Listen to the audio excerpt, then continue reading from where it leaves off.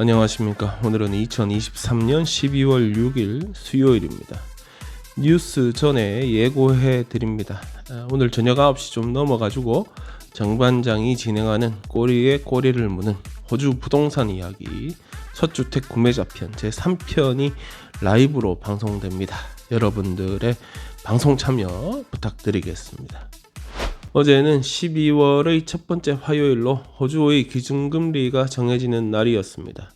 얘네들이 매월 이렇게 하는 것에 대해서 잘하는 것이다, 너무 자주 바뀌거나 바뀔 듯이 신호를 줘서 짜증난다, 평가는 다양하고 앞으로는 회의 자체를 덜 할 것이라고도 하던데, 그건 그렇고 1월에는 시기가 시기인 만큼 따로 금리 회의가 없기 때문에 어제 정해지는 기준금리가 12월과 1월 2개월 동안 이어지게 되는 것이었습니다. 성탄 시기와 함께 여름 방학 기간 그리고 휴가 기간이니까 많은 사람들이 지난 몇 개월 동안 열심히 모아놓은 돈을 기분 좋게 쓰는 시기이기도 한데, 이게 금리가 또 올라가 버리면 아무래도 소비 심리가 위축이 되니까 쓰는 사람들은 덜 쓰게 되고 대목을 노리던 상인들도 한숨을 쉴 수밖에 없습니다. 실제로 지난번 11월에 기준금리가 한번 오르면서 소비심리가 위축된 모습이 많이 목격되기도 하였고 언론도 보도 많이 하기도 하였습니다.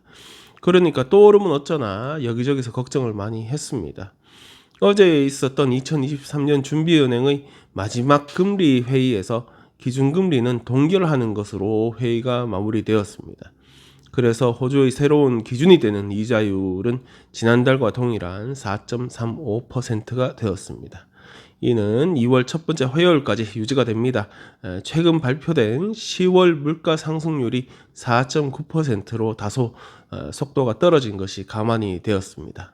준비은행 총재 미첼 블록은 호주의 인플레이션은 해외에서의 충격으로 인한 것이라기보다 국내의 문제에 기반한다라고 평가를 한 적이 있어서 대부분 경제학자들이 동결을 예측하면서도 또 뭔 말을 동원해서 올려버릴지도 모른다, 이런 우려도 꽤 있었던 상황입니다. 그러면서도 미첼은 옛다 크리스마스인데 금리 한번 묶어두자 이렇게 말은 하지 않았고 앞으로의 전망에 상당히 불확실성이 있다 이렇게 계속 겁을 주었습니다. 경기에 큰 축이 될 수 있는 중국과의 무역 회복에 대해서도 각종 요소에 의해 꽤 높은 수준의 불안 요소가 있다고 판단했고, 해외 다른 국가들에서 상품 물가는 떨어진다고 해도 서비스 비용이 상승하면서 인플레이션 현상이 지속되는 것을 관찰한 바 호주 역시도 그렇게 될지 모른다 이렇게 불안감을 설명하기도 하였습니다.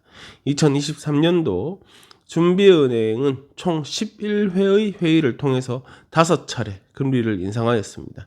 인상 때마다 0.25% 인상하였고, 그래서 올 한 해 인상폭은 1.25%가 되었습니다.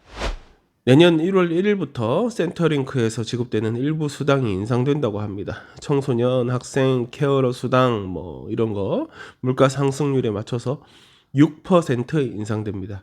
청년 수당 Youth Allowance Payment는 2주 기준으로 지급 금액에 따라서 최저 22불 40에서 최고 45불 60까지 인상되고, 워스터디도 최저 36불 20에서 최고 45불 60 인상됩니다. 21세 이하 장애인 보조수당 Disability Support Pension은 2주 기준으로 최저 31불 10에서 최고 44불 90 인상되고, 간병인 수당이라고 하죠. 케어러 얼라원스는 최대 153불 50센트 인상됩니다. 이번 인상 혜택을 보게 될 호주 사람은 총 93만 6천 명에 이른다고 합니다.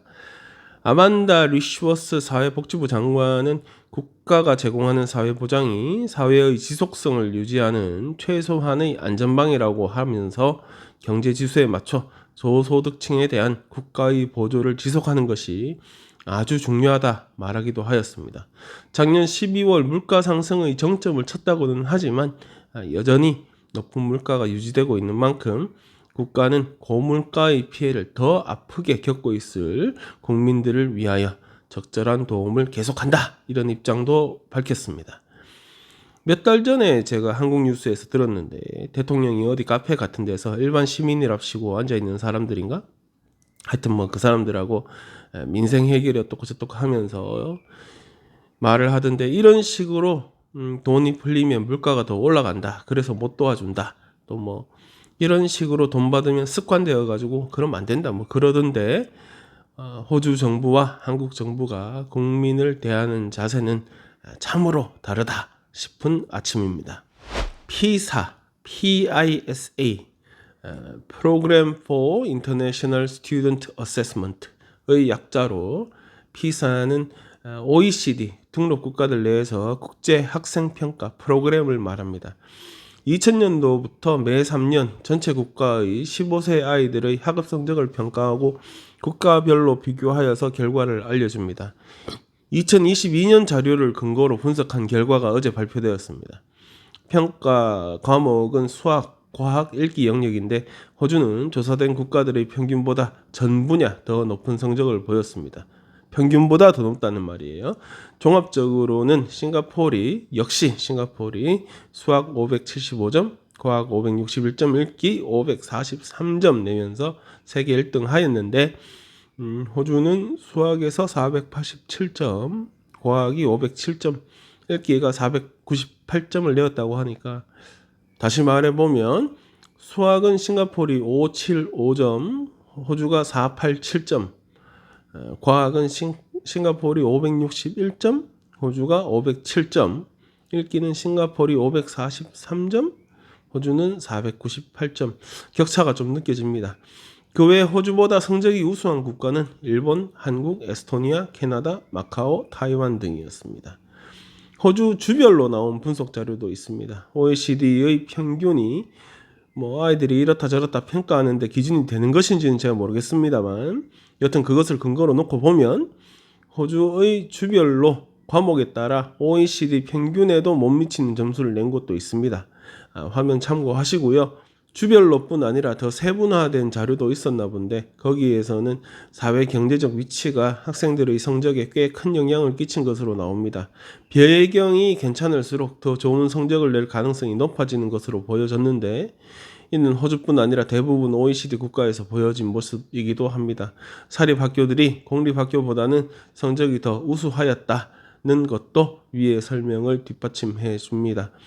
이런 조사를 하고 그 결과를 발표하는 것은 뭐 국가 간에 순위를 매겨서 금메달 주고 은메달 주고 누가 잘났고 누가 못났고 이거 판별해보자 이런 게 아니라 조사에 포함된 국가들이 아이들을 위한 교육 정책을 수립함에 있어서 다른 국가들의 방법을 연구도 해보고 자신들의 입장에 맞는 정책을 수립하는 데 도움이 되고자 하는 것이랍니다. 솔직히 한국 방식을 호주에 갖고 와서 대입을 해보면 모르긴 몰라도 청소년 정신병 엄청나게 늘어날 겁니다. 뭐 성적도 그닥 오를 것 같지도 않습니다. 취지가 그렇다고 하니까 이런 거 조사해 보는 것도 뭐 오케이. 근데 그럴 거면 가장 신나게 뛰어노는 것은 어느 나라 애들이 잘하는가? 어느 나라 애들이 가장 행복한 마음으로 살아가는가? 이런 것도 조사해서 발표했으면 좋겠습니다. 멜번 시내 바로 옆에 붙어있는 시티 오브 야라 카운슬 본부 건물 그리고 시청 건물 그러니까 타운홀에 대한 그 깃발 개양에 대한 새로운 정책을 발표한 이후에 비난이 빗발치고 있다고 합니다. 대상 건물은 크리프튼힐, 리치몬드, 콜링우드, 피츠로이 이렇게 네 군데 있는데 여기 설치된 깃봉에다가 거는 깃발에 대한 새로운 정책을 발표한 이후에 이제 비난이 막 쏟아지는 겁니다. 대부분 우리가 인식하는 것은 호주 국기하고 원주민기 그리고 토레스 그 제도라고 해야 되죠. 토레스 제도기 정도인데 그 외에 20개의 사회 소수층을 나타내는 깃발을 개양하겠다는 것입니다. 그렇다고 깃발을 깃봉 20개 설치해서 걸어두겠다 이게 아니고 위에 언급한 3개는 계속 개양이 되고 다른 것들은 돌아가면서 개양을 한다는 계획입니다. 사회에서 자신의 목소리를 내기 힘든 사회 구성원들을 알려줌으로 사회의 다양성을 보여주고 인정해주자 뭐 이런 취지일 텐데 그 리스트를 보니까 이런 단체까지 우리가 알아야 되나 싶기도 하다가 그러면 나도 어떤 깃발 걸어달라고 요청을 해도 되겠다 싶기도 합니다. 리스트를 쭉 보니까 주로 성정체성에 관련된 소수층 대변하는 기들이 보이고 풋볼 클럽 클럽 기들 보이고 UN 깃발은 또 뭐야? 응? 핵무기 반대 깃발 이거 뭐 오케이. 베트남 사람들이 많이 사는 지역이니까 베트남 기도 하나 달고, 이럴 거면 새마을 기도 하나 달아달라 해볼까? 여튼 문제는 원주민기와 토레스 제도기는 1년에 365일 매일 걸리는데 정작 호주 국기는 그렇지 않다는 것에 있습니다. 우리말로 호주 건국 기념일이라고 해석이 가능한 오스트레일리아 데이 1월 26일, 호주 원주민에 대한 사과를 뜻하는 내셔널 소리 데이 5월 26일, 그리고 저도 이번에 처음 알았는데 이런 날이 있다는 거, 투옥 중에 사망한 호주 원주민들에 대한 최초 보고서를 기념하는 4월 15일에는 호주 국기를 개항하지 않겠다는 것입니다. 원주민 입장에서 보면 호주는 침략국이죠. 그래서 침략국을 기념하거나 뭐 이런 날은 걸지 않겠다, 뭐 이런 겁니다. 취지는 알겠는데 그래도 우리말로 하면 관공서인데 다른 기는 휘날리는데 국기는 개항하지 않겠다. 오바도 이런 오바가 있나 싶기도 합니다. 네, 오늘 준비해본 소식은 여기까지입니다. 오늘도 즐거운 하루 되시고 이따가 밤 9시 그때 뵙겠습니다.